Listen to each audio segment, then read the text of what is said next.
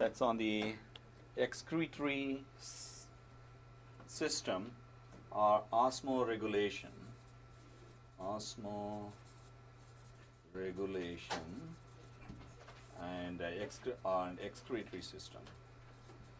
See, now we have done of the gas exchange where the carbon dioxide also we consider as an excretory gas exchange. But the next one is we need to study any other excretory system, and then also include detoxification.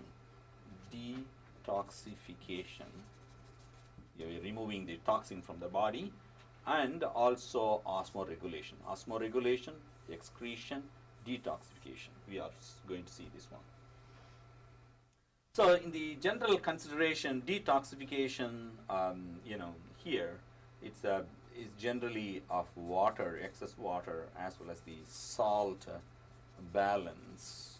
I mean, how we are going to remove, or any other toxin which is also there. So all put together in this lecture, you will see that.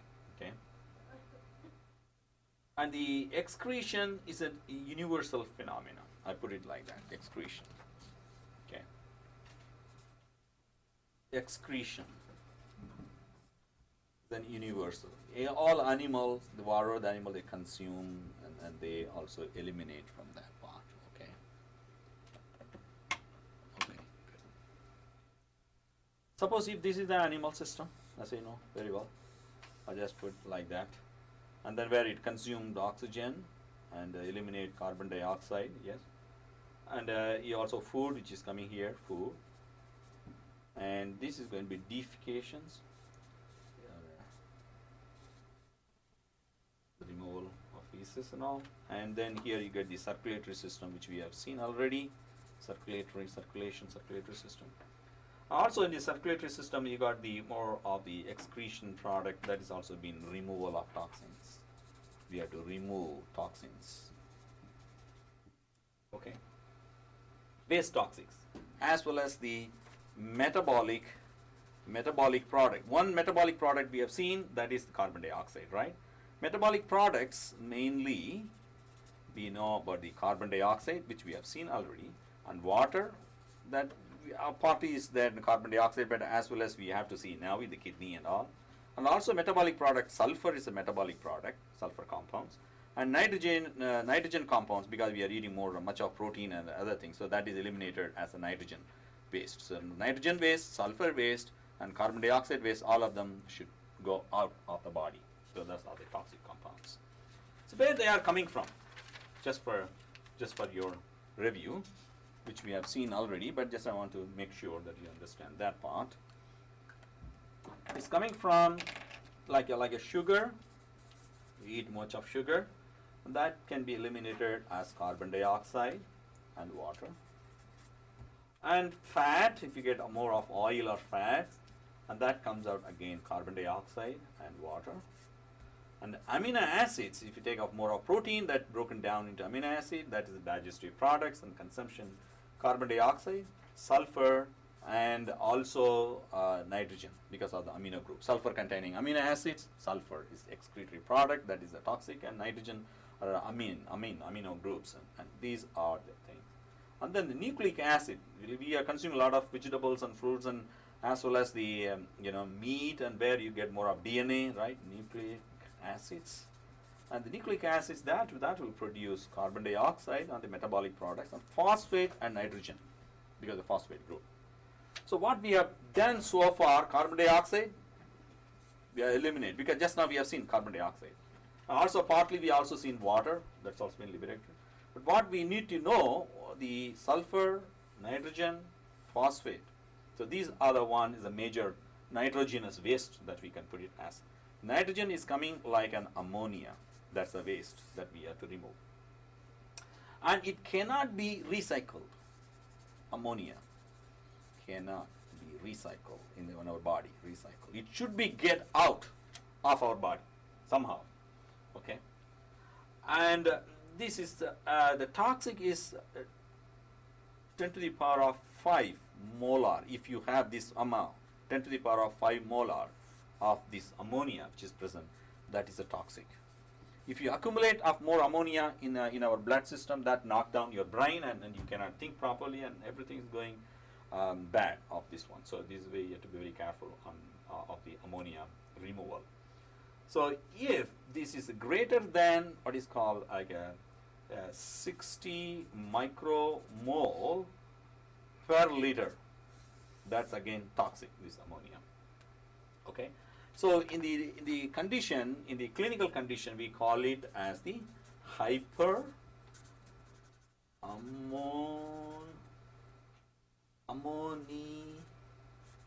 Because hyperammonemia, that is hyperammonia concentration in blood. The same thing which is present in the urine, hyperammonouria, but in other words, it's also excreted as in the food.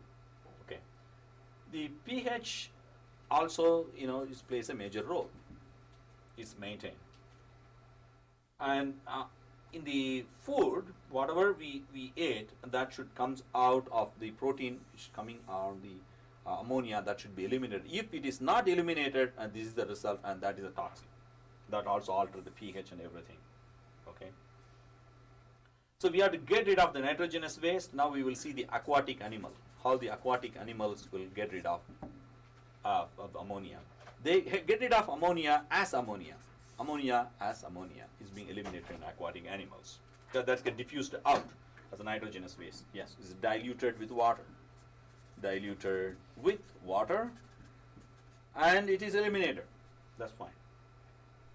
And this is the in the terrestrial animals, we call it as urea. Ammonia is been eliminated in the form of urea.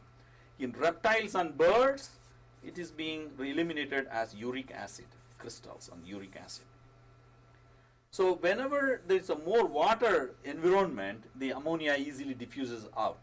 But in the terrestrial, where the animals, they don't have that much of water, not dilution, so it should conserve the water, so it is eliminated as the urea and then concentrate as urea and then eliminated. In the reptiles and birds, it concentrates as a uric acid. The ammonia is converted to uric acid and then it is excreted out. Okay.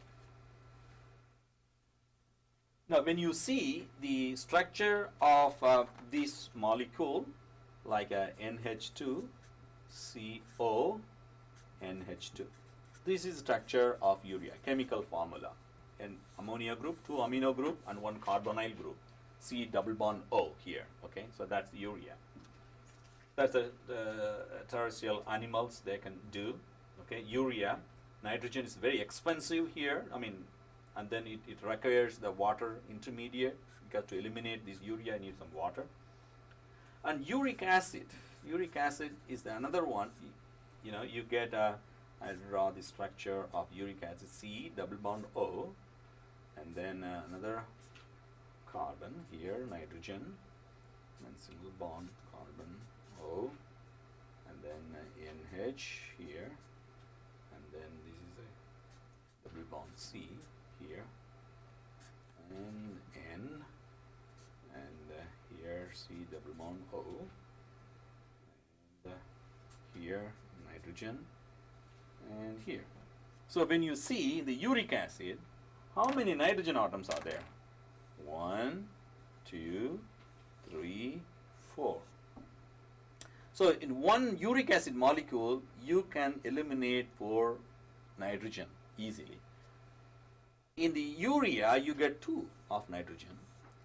In the ammonia as such, NH3, there's only 1 nitrogen. So when you look this pattern, the water living animal or aquatic animal, the ammonia can easily diffuses out and thereby it can eliminate. That's fine. But in the water less, in the terrestrial animal where they conserve more of water, or they little bit of water can be done. The terrestrial animals where you can conserve this water, so you get the 2 molecules. But the uric acid in the birds and other reptiles, you don't get much of the water, but they conserve more, but it can be eliminated in the form of uric acid crystal. Okay, so this is the pattern, 4 nitrogen atoms here. So now the evolution of the aquatic to terrestrial, that's what we have seen on the excretory system. Okay, evolution to aquatic as well as terrestrial animals, right? Salt water, yes, W is got, but salt water, and that come to fresh water, and then you are going to on the terrestrial. Terrestrial is living in the air, in the outside of water. So most of the invertebrate and fresh in the amphibia, okay, they are here. You can see that, you know, here and here. Aquatic animals, they eliminate as ammonia. And here the dilution is no problem because it is living in the water, either way, fresh water, salt water, dilution is no problem. No problem of dilution. So you can, ammonia can easily eliminate. And water is more excess here. Water excess. So it is easy. But in terrestrial animals, where you get the urea, as well as, you know, the mammals and shark and everything here. So mammals, you don't get that much of water, so it should be eliminated as in the form of urea. I also mentioned about the uric acid, and uric acid is mainly excreted in the insects, birds, as well as in reptiles, uric acids, and it excrete as a paste. Have you ever get a bird's excretion in your body? That's a paste-like thing, right? Ammonia here, the fish and everything, all the water living animals eliminate ammonia as a diffused into water. You cannot notice. But urea is the urine which you find is the mammals, it's coming out. But in the birds and the insects, you get the uric acids. Okay, that's a, it excrete as a paste-like. Okay, now let's go on to the next part, the excretory systems. We will see that one here. The excretory system, there are several excretory systems to modify it according to the evolutionary process. Excretory systems. Okay. Kidneys. We will discuss in this lecture. And also bile is another one excretion which is present in liver, and it excretes as a bile salts, and also some material waste, some whatever you ate, any toxic product that is going to be eliminated as a toxic, you know, high, mostly with the water. Molecules added to it, so water insoluble toxic compound made water soluble and excreted in urine as well as excreted in bile. Materials waste. And also another one is the sweat is also a process where the excretory system. Okay, so it acts as also it acts like a secondary excretory system. Sweat. Right. Now let's go on to the next part. These are the excretory system. Now we are going to see, you know, all this in a different way. But first, I want to know about the osmoregulation now. Okay. So osmoregulators or osmoregulation. Osmoregulation. If you see the cell, inside the cell you have the cytoplasm, cells, and I put tissues, okay, they have higher osmotic concentration because of the sap, so cell sap and everything, right? Osmotic, like a cell soup, osmotic concentration. And why the higher osmotic concentration? Because they have proteins inside the cytoplasm, right? And other small molecules like amino acids are there and sugars there, right? Also you have a variety of ions like a sodium ion and a potassium ion and chloride ion, Cl minus, and then you get a calcium ion, calcium 2 plus, magnesium ion, and then hydrogen ion, phosphate ion, and bicarbonate ion. See, these all this put together in the cell cytoplasm, inside the cell, you get what? You get tremendous amount of osmotic pressure or osmotic concentration inside the cell. Okay, and these concentrations will vary. Okay, and all of them individually, amino acid, sugar, potassium, sodium, all contribute, all these ions, they contribute, all of them, all of these ions contribute for what? Contribute osmolarity. Osmolarity. Now what is osmolarity? So if you have a one molecular weight of the substance or any other molecule, that will exert an osmotic pressure. So we will see that one in the next slides or so. Before that, I would like to give you an overview of organisms which is living in lives in salt water. What happens in salt water? They have the body salt, because as I mentioned before, all of the salt and everything present inside the body. Okay, so you have the body, you have a salt and soup, everything, and also it is on the environment, it's a salt, excess salt is there. So what will happen? The body salt and the environmental salt, they form in an isoosmotic nature. Isoosmotic.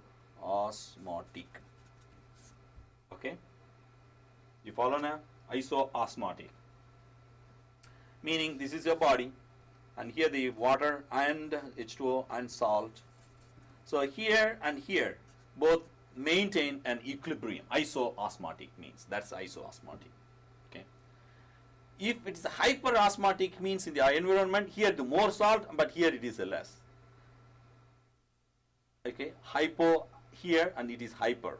So if it is the equal amount of salts and the molecules or ion present inside the body or inside the cell, and outside the environment is the same concentration present, then that is, we call it as isoosmotic. Okay, so in this case you get either the water as well as the salt, no gain or no loss. Do you follow? Because of isoosmotic, water present here and water present, salt present outside, salt present inside, both are same. So according to the diffusional process, concentration gradient, you will not get no gain or no loss for the organism. It won't gain or it won't, nothing happens. Okay. The next one, if you have a fresh water, for example, you keep it a fresh water.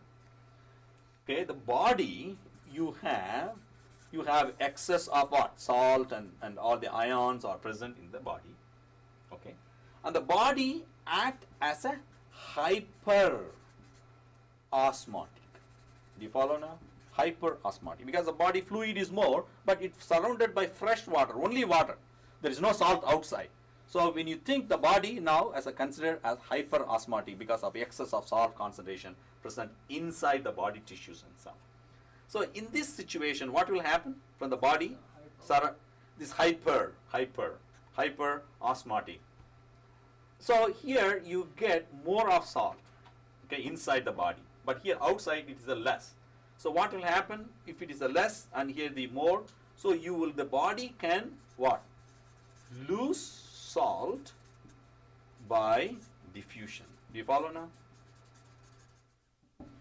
The previous one, where the salt and water and here the salt concentration inside the body are same, so there is no gain, no loss. But here, fresh water, there is no salt present outside, but inside the body, here you more excess of salt. So according to the diffusional process, the body will lose salt by diffusion. It can come out. As well as what will happen, it can also, the water is less, so it can gain water. Lose salt and gain water from the fresh water. So this is happening in freshwater environment. Now, the terrestrial animals. Now let's go on terrestrial one. Terrestrial animals. What happened? You have a severe problem for water. severe problem for water. Gas and terrestrial you won't get, you're not living in water, okay? So the behavior of this animal to recover water, So it should preserve water, it should not lose some water, okay? Otherwise we can get a minimize water loss. So we need to have a waterproof. Water should not go out. So that's why we have waterproof kidney. Kidney will act like that. So why? To minimize the water loss, we have kidney. You follow now? Why we have the excretory organs in a different way that we are modified. And now I'm going to give you, as I mentioned before, molarity and osmolarity. Okay? We will define as a molarity versus osmolarity. Okay. Molarity defined as number of molecules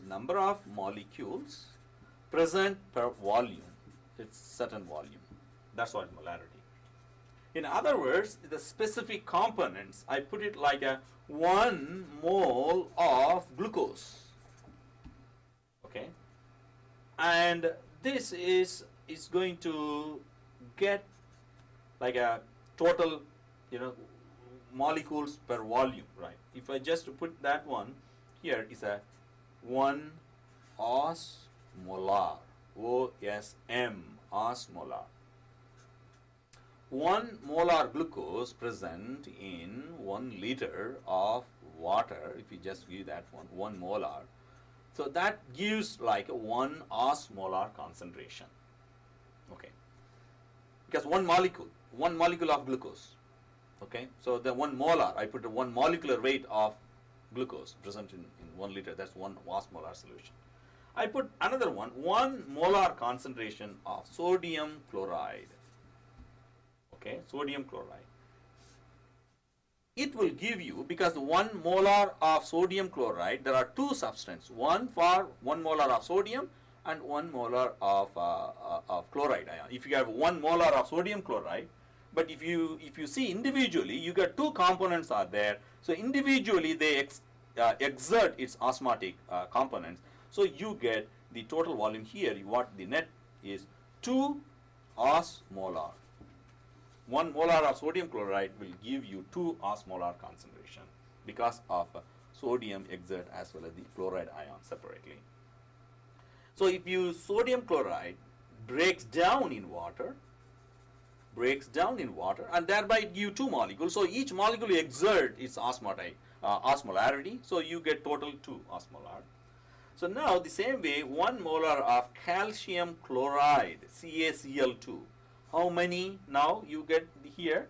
2 chloride ion and 1 calcium ion. So you will get 3 osmolar concentration, osmolarity. So calcium, chloride and another chloride. Here 2 and here 3. But here the 1 osmolar, because the glucose exists as glucose. It is not getting another molecule. So it's just 1 molecule of glucose. So 1 molecule of glucose here. But here sodium atom and chloride atom is break down in a solution. So you get 2. And here calcium chloride, 1 calcium and 2 chloride ions. So combined you get 3. So you get like this. This we are going to get. Like 1 molarity is 1 molecular weight present in 1 liter. This is 1 molar. 1 molar glucose, 1 molar sodium chloride, 1 molar calcium chloride. That's fine. But when you think the osmolarity of the same substance, you get 1 glucose, 1 osmolarity. Fine, because of only 1 molecule. Here, because of sodium and chloride breaks down in the solution, you get 2 here. Here is the 3, so you get the 3 osmolar. So osmolarity is different from molarity. That depends upon the number of atoms or molecules are present in this compound. So that you should understand first. You got it? Yes? Okay. Now, the next one, in all these cases, okay, in all cases, water moves from, in all these cases, okay, in all cases, water can move from low osmolarity concentration to high osmolarity concentration. Low osmolar to high osmolar. Just this is another definition you should remember. Okay, water can move from low osmolarity concentration to the higher osmolarity concentration. Why? To maintain the osmotic balance. Osmotic balance. If you remember quite a bit of osmosis, then it is easy to understand. Okay. So now we have seen different strategies. Fresh water we have seen, salt water we have seen, terrestrial animal. So those animals now applies the diffusion strategy. Now animals applies the diffusion strategy, okay, and to manage. Why? To manage the equilibrium. To manage the equilibrium. Okay. For example, I'm going to give a specific example, then it's easy to understand. Now I put salt water. Have you eaten lobster? Okay. The salt water, you get the concentration is going to be 1000 osmolarity. Okay. So in the saltwater environment, suppose in the lobster is living in salt water, and their osmolarity, body osmolarity, is going to be equal to the environment. Let us see. If you say the lobster blood, you take a lobster blood, okay? With the sodium ion concentration, the blood concentration, we put blood concentration, sodium ion, potassium ion concentration, calcium ion, and magnesium ion, fluoride ion. Okay? So I put a double bracket, means this is the concentration. Okay? So individual ions now. So in millimolar concentration, you get 472, you get it on the blood of lobster. And then potassium is 10, calcium is 10, magnesium is 7, and chloride is 470. So if you compute all put together, how much you are getting it here approximately? Milliosmolar concentration of all total is 975. Okay. And in the water, salt water, how much? 1000 milliosmolar. So if you think the salt water is excess of this, but when compared to this, but it's not excess, but more or less is equal, but we can say approximately, we can say the this one is a hypoosmolar.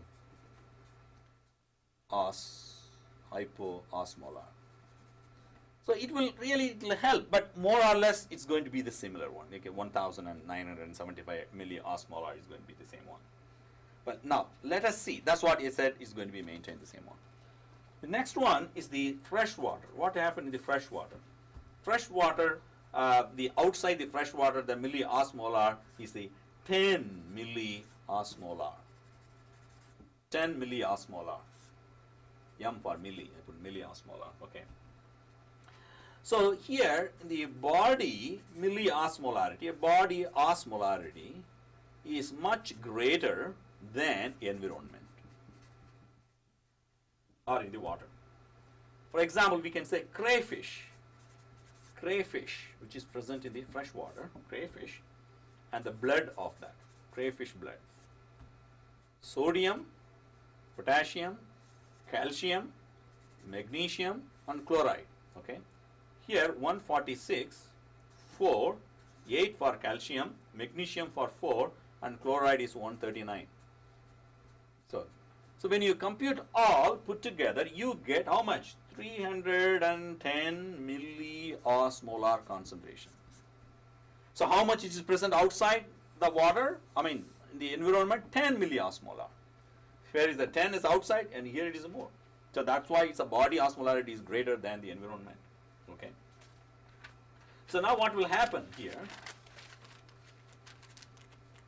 The body can, here the salt should be excreted, and as I mentioned before, higher concentration to lower concentration, the water can come and go, right? Isn't it? So the concentration gradient, which I mentioned before, in all this water can move from low osmotic concentration to the higher osmotic concentration.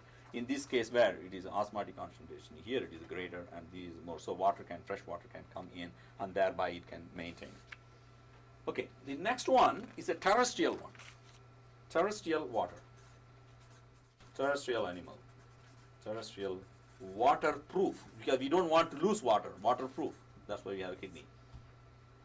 But the behavior of terrestrial waterproof behavior, we need a lot of water recovery. We need to have water recovery, and especially we use kidney for that. Water recovery, kidney, the organism. In the human blood, the human is, we are supposed to be in the terrestrial, right? Human blood. Sodium concentration 142. Potassium is 4. This is the normal value. Okay. Calcium 5 millimolar. Magnesium 2. And chloride 104. So this is the human concentration, millimolar concentration. But if you get the milliosmolar concentration combined together, you get the total of 257 approximately of milliosmolar concentration.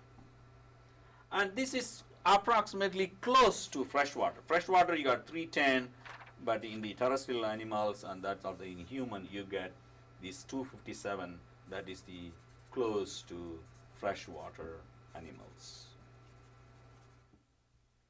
Okay, now the strategies, now they are changing the environment.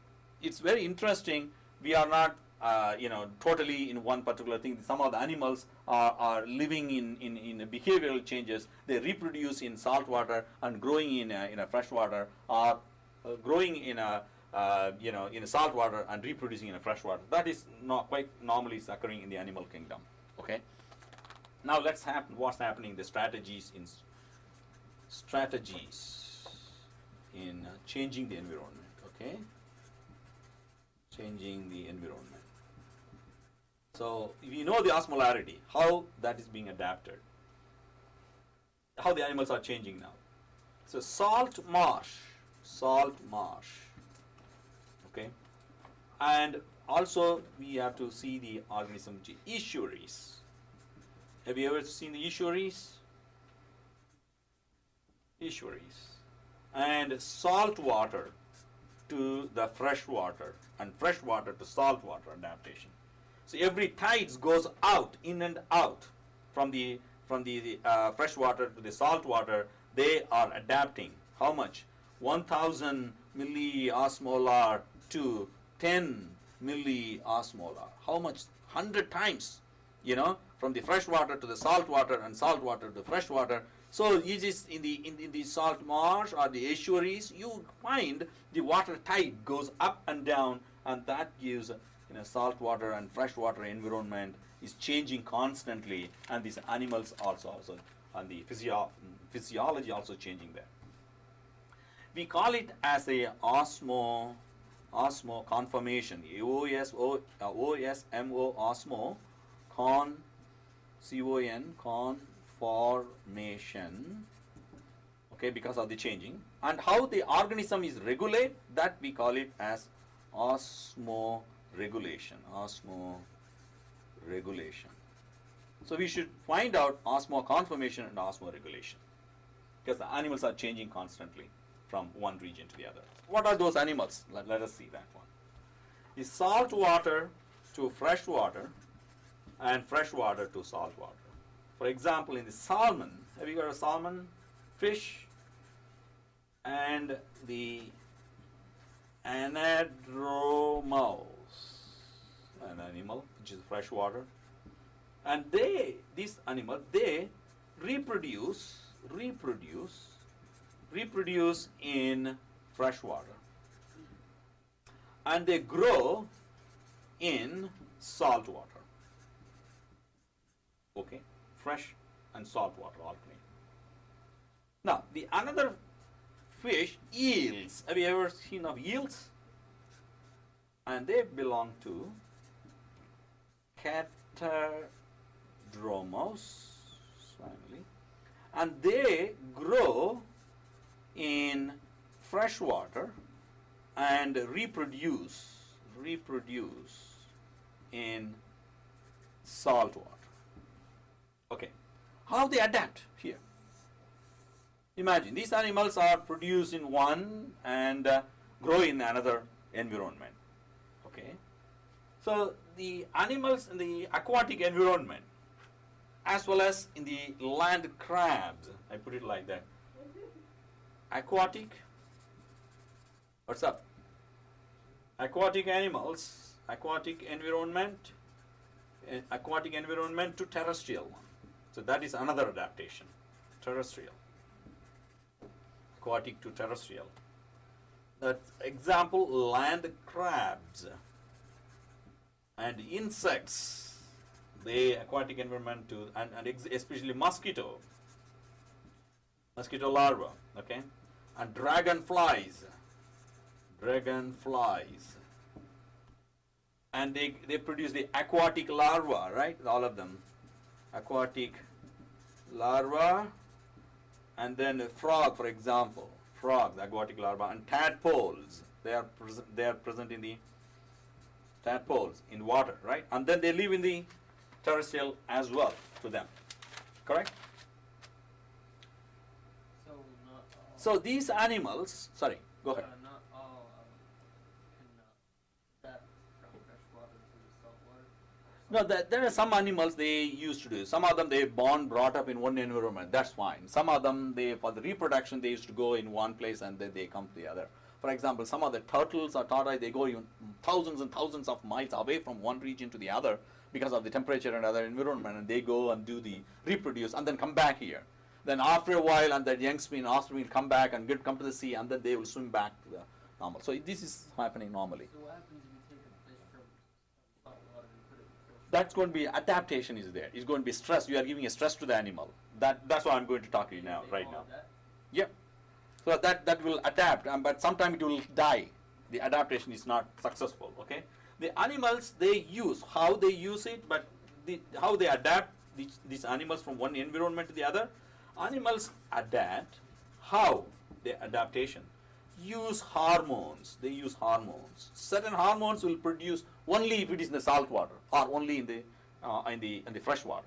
If you change it, or if you think that this particular hormone is responsible for providing the adaptation in the salt water, you take the fresh water and then inject the hormone to it, and then you can put it over there. So that's what, use hormone for increase the adaptation.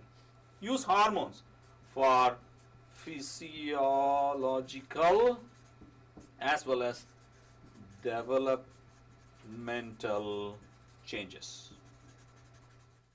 Otherwise, you also get the developmental changes in other words, you call it as the metamorphosis. So the metamorphosis is a process where from the egg to larva, pupa, and then the adult one, and during the different stages, it may require a different type of hormone, it may require a different types of environment, and that is in turn control the hormone, and thereby it enhance the metamorphosis, and thereby the animals or the insects or whatever it may adapt, and then it come out. Okay, so this is the part of that one.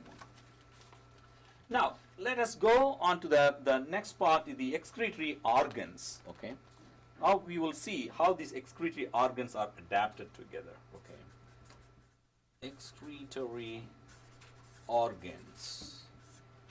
Here the small organisms,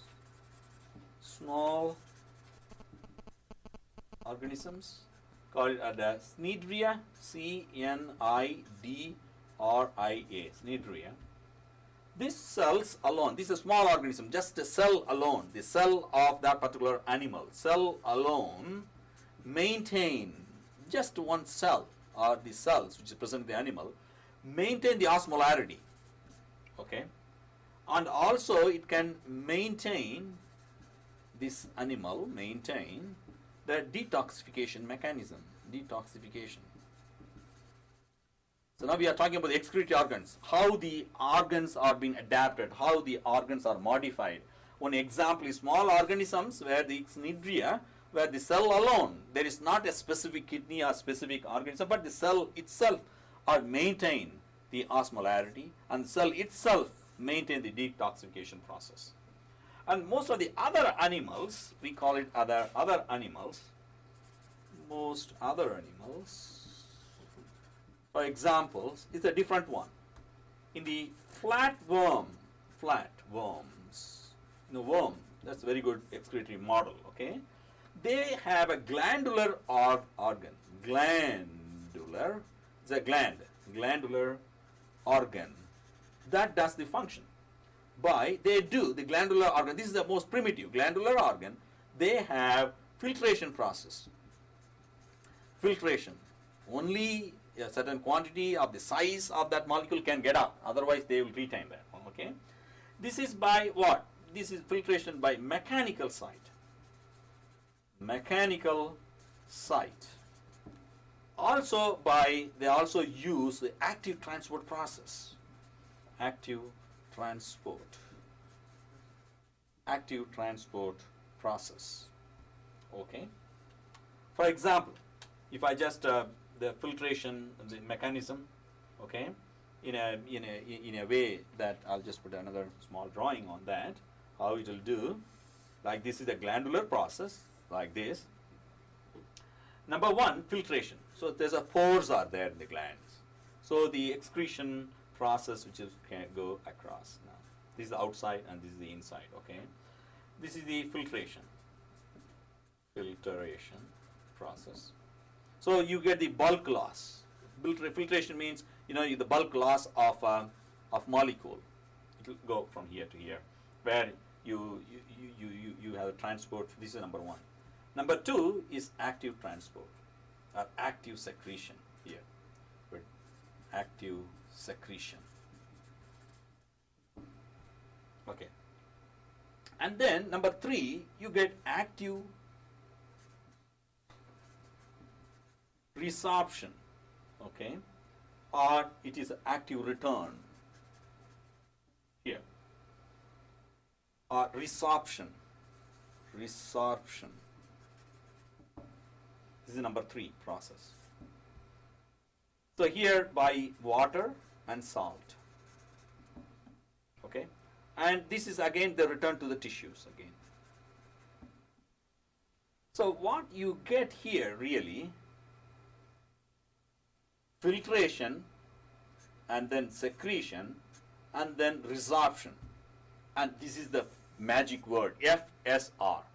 So in the glandular process, this is the most interesting one. You get the filtration side. Whatever the present here, ions and water, everything push out, bulk loss, everything is going out.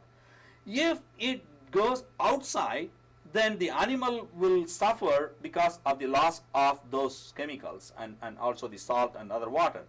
So eventually, this water to be recovered. So this is the recovery part. Number three process in these particular organs on the glandular, it be absorbed. It goes there and then some of them is getting back in. But some of them is going out. At the same time, active secretion, the poisons and other things are, they don't want to get in that the active secretion process here. Some of the secretion product can also get reabsorbed. So this is something like depend upon the necessity, because everything is not going out at the same time. The toxic should go out and only the necessary should go in or return back onto the tissues. And this is the excellent process which is present in the animal. And the same process, same principle which we are going to apply into the higher organisms like this. Yes, the cells, this one, recovery. No, just suppose, this is outside, sorry, this is outside. This is inside. So this is inside, this is inside, this is inside. And this is something like a glandular. I'm just putting to explain the matter. So now I want to extrapolate the same principle in kidney. Okay? In the kidney mechanism. So what happens in kidney? Suppose if I draw a cartoon like a kidney, like this, is coming out. Okay? Okay? So number one, process, which is the filtration, is coming out. Number 2, active secretion, which is coming out. And then the recovery, number 3, process, which is coming out here. Okay. So what we studied, filtration, secretion, and resorption or recovery side. So excretion works in 3 different ways, or 3 different processes. 3 different processes. One is filtration. 2 is active secretion. Number 3, active reabsorption. Reabsorption. And this active secretion work by active transport and co-transport process, which already we have seen. And active transport and co-transport, as well as the water is excreted out always by osmosis. Water excretion. Okay. So when you see in a deeper sense in a cell, suppose if I draw a cell like this, okay, in the kidney, okay, this is the cell, one cell, and then you have got the brush border and tubules like this, okay, and there's a gap as well. So here you get the brush border transporters and the water by osmosis, okay, and here you got the blood level inside the blood here. So you have some pumps over there which will salt. They pump salt into a narrow space,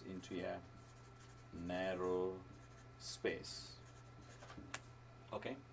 And then if a pumping salt is going in one way, then what will happen if the salt is more than the water which is following because of the osmosis, following the water by osmosis. So here you get the pumps, okay.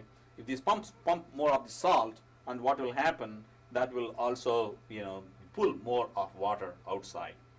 Or the combination, size, and the exclusion. See, this depends upon the salt, the pumping the salt, as well as that depends upon the size of the pore. If the pore size is large, then large molecule can escape. If it is small, only small molecule can escape in the kidney. In the kidney damage, what you get normally, the blood protein will not appear in urine. In case if there is a damage here in the active salt, and there's a pores become a large size pores, then the protein present in the blood can escape through this leaked kidney, get into the urine, and you will find the proteinuria. When you find protein in urine, man, that is difficult and dangerous, and that's the kidney damage. Okay, so that's very difficult to cure, unless otherwise you have to get a proper diagnostic and kidney transplantation and everything. So be very careful. In certain cases it's okay, but not always. So now, in summary, what we have learned from this part of the lecture is you get the salt water. We did study about the detoxification, and also we did study about the blood isosmotic, right, in the salt water, and also the toxic ammonia that is going to be removed from here, and water uptake is as much as needed, and also the intestine and the kidney and respiratory tract and everything is being adapted to the salt water. And then the fresh water, you have got the severe, because of the higher concentration of salt inside the body, so you get the severe water gain for this freshwater animal, so severe water gain. And also it also get rid of water, because along with the other salt get rid of water because of the excess water gain. And this is by get rid of water by active water secretion. Okay, this is from the fresh water. Number 3, terrestrial. What we have seen, we suffered a dehydration mechanism if it is operating. Dehydration, we always hydrate, right? And we have to minimize the evaporation. or the water loss. And also we have seen of the mechanical and behavioral and modification of kidneys and maximize the water recovery.